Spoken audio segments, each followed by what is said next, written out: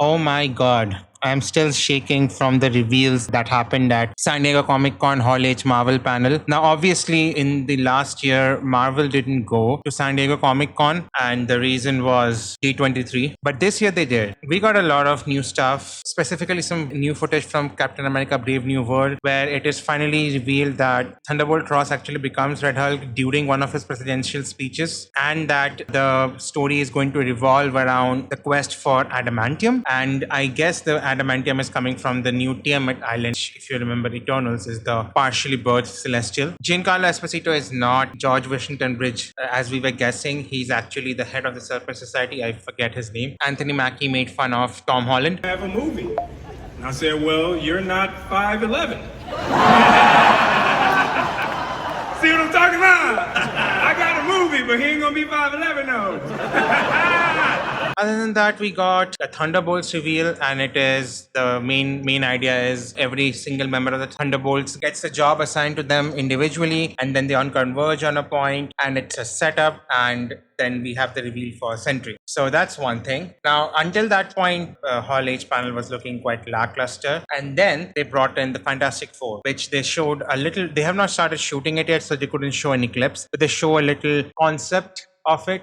And it was supposed to be like a 60s era techno futuristic New York, where the Fantastic Four movie will take place. And we saw Galactus, and he was actually a giant cosmic entity, as he is supposed to be, and not a giant space fart. All of that down, then the Russo brothers came out, and well, I just posted that clip on my channel because I was so excited. The Russo brothers came out, and we realized that Avengers: The Kang Dynasty has now been renamed to Avengers: Doomsday, meaning, of course, Dr. Doom is going to be the villain, and who else is going to play Dr. Doom other than our very own Robert Downey Jr. And that is an interesting thing for many reasons. Number one, Dr. Doom is one of the smartest people, if not the smartest people in the Marvel comic universe, and he has this constant rivalry with Reed. He is like the ultimate villain, and the only reason he is not destroying the entirety of Marvel universe at a whim is because he's like the pettiest person ever, and he wants to prove to Reed that he can be a good leader of Latveria, and like he's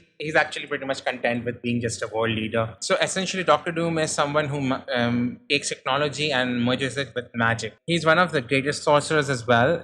At a certain point, he fought Mephisto to a standstill and almost defeated Doctor Strange in a duel. That's a duel between the doctors. Hold on. Another, we have Robert Downey Jr., who plays Sherlock Holmes as Dr. Doom, and we have Benedict Cumberbatch, who also plays Sherlock Holmes as Doctor Strange. Can we have a Doctor versus Doctor battle where it's essentially, do you conquer Doctor? That tangent aside, the main question that everyone has is, how is this going to work? I think one of the things that RDJ did at the panel was very intentional, where he spread his arms in the iconic Iron Man pose. And I think that is intentional because of one reason. The original rumor that came out was that a Tony Stark variant is going to play Doctor Doom. Now, initially, when I learned that, I was like, okay, I don't know how to feel about that, because Tony Stark is one way and Doctor Doom is another way. But the more I started to think about it, the more it started to make sense. And this is going to be my theory for how I think Marvel is going to make it work. So before I get to the theory, let me put down some evidence for you guys. Firstly, what is Tony Stark's main motivation?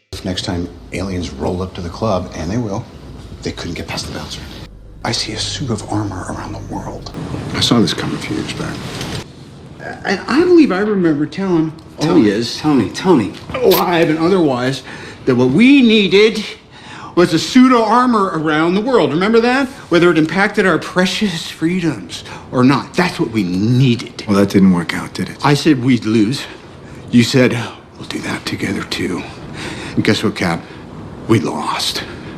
And you weren't there. We see that one of Tony Stark's quote-unquote suits of armor pretty much tried to take over the multiverse in Ultron from What If. And we also saw another version of Ultron in the 838 universe, where Doctor Strange went in Doctor Strange and the Multiverse of Madness. Even though we saw an Ultron program essentially, and many Ultron bots who were essentially security guards for the Illuminati, surprisingly, Tony Stark was missing. And there were some theories online about, he's going to be superior Iron Man and all that. And if you know the story of superior Iron Man, he's essentially a version of Tony Stark who let his first instincts go to his head. And I think he's created due to a spell by the Scarlet Witch, which kind of flips everyone allegiance on its head. Like villains becomes heroes and heroes become villains. Tony Stark becomes a villain and he essentially becomes like the most controlling, narcissistic businessman ever. And that does seem to be in line with the Ultrons that we saw in 838. I mean, again, the Illuminati are not good people. Like they pretty much lied just so the people could be pacified essentially. There was going to be a deleted scene where Wanda was going to be revealed to be lobotomized by Charles Xavier and a lot of many shady things. So yeah, not good people, these Illuminati. And they certainly seem like someone who would shake hands with someone like a superior Iron Man. Now, one of the things which I thought initially when I saw the Ultron bots, I didn't think Ultron bots, I thought Doom bots. I mean, I know I'm one of the few people who did, but now that RDJ is playing Doctor Doom, I think this is going to be interesting. I think what's going to happen is the 838 version of Iron Man is going to want revenge because his version of Illuminati died. And as he sort of goes on his path for revenge, he eventually learns obviously about Kang and incursions. I mean, incursions, it's already common knowledge, but he learns about Kang and what they're doing, Kangs, and what they're doing to the multiverse. He learns about the current state of the multiverse, how it's held together essentially by Loki. And he becomes obsessed. Granted, this is a version of Tony Stark which has already let his worst instincts take over. So he becomes obsessed by putting a suit of armor around the multiverse. And what is he going to do? If you know the original run of Secret Wars, it was there's this villain called the Beyonder, essentially destroyed the multiverse and took some heroes and villains and put them in a sort of conglomerate world called the Battle World and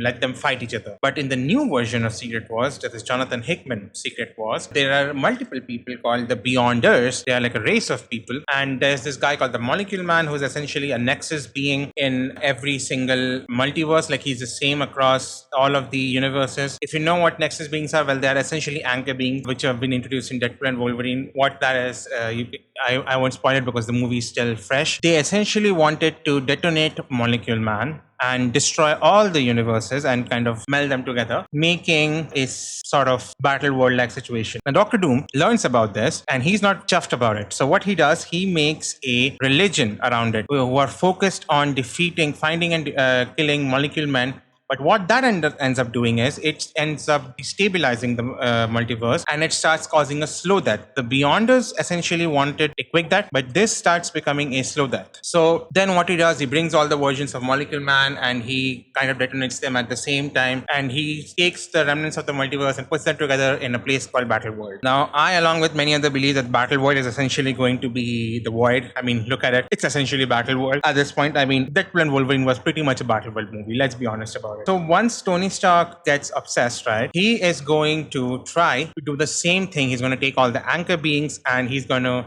bring them all together and he's going to detonate them or whatever. I think Kang is going to still play a role. I think the Beyonder is still going to be there. Like we are going to have a version of Kang which is going to become the Beyonder, or maybe the Beyonders are going to be replaced by the race of Kang variants. They will have this whatever nefarious plan they have, and Tony Stark learns about it. He wants to put a suit of armor and he destroys all the Kang variants using this plan of his, and then he, using his Ultron protocol or using his own thing, becomes God Emperor Doom. He starts ruling the multiverse, and this is going to be so awesome. Like imagine, right, when he's first introduced, when he comes back, we could have like moments like, oh, Peter Parker meeting Iron Man again, and you know, it's like a teary reunion and they start thinking like, oh, where have you been, how have you been, blah blah blah. And maybe they have a little bit of a fake out where they still pretend like he's a good guy, and then just like Wanda in Multiverse of Madness, he lets something slip, or maybe they realize over time maybe he was being clear from the beginning but they were blinded or whatever, and then you have the slow creeping of realizing, oh, this is bad, this is not a good Iron Man, this is not a good guy. This could be really interesting if they play it out right.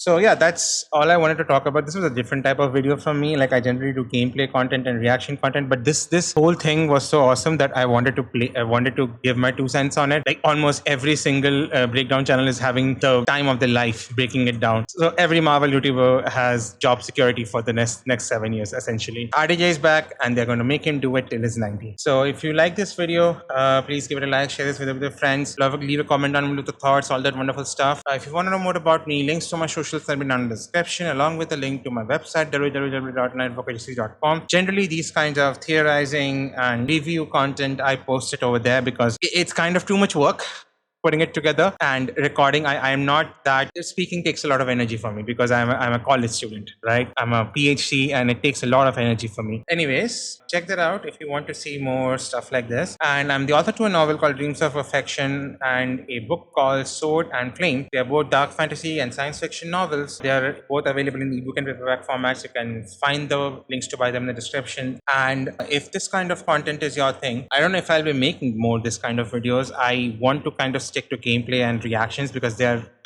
easier to make, at least until I start earning enough from YouTube, start doing this full time. But until that point, it's going to be whatever I can manage. So if you want to see more of this kind of videos or the other kinds that I mentioned, then hit the subscribe button with the bell icon or notifications turned on, and I shall see you in the next one. Bye bye, everyone. Proof of the unimaginable possibilities in the Marvel multi-universe. We give you the one person who could play Victor Von Doom.